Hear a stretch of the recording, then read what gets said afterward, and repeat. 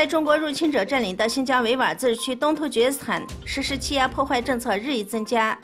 在中国入侵者占领的新疆维吾尔自治区东突厥斯坦从事警察职务和军官的维吾尔人被强迫签订死后不按穆斯林风俗下葬，可直接装入棺材进行火葬的意向书。有50多万民众参加了土耳其志愿者组织基金会在伊斯坦布尔伊尼卡普广场举办的主题为谴责压迫支持耶路撒冷的大型集会。总统埃尔多安就耶路撒冷问题发表了重要讲话。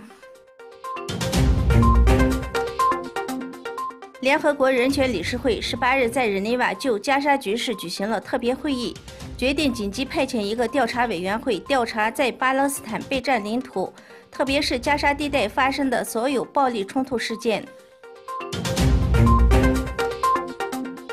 5月18日，俄罗斯总统普京在索契与德国总理默克尔举行了会晤，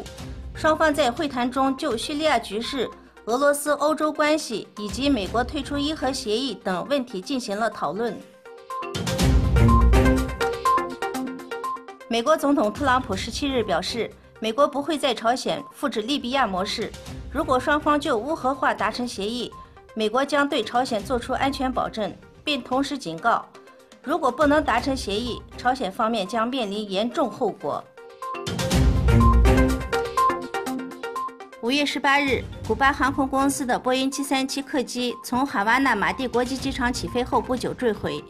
客机上有104名乘客、9名机组人员。据古巴媒体报道，目前已救出3名幸存者，伤势严重，其余人员全部遇难。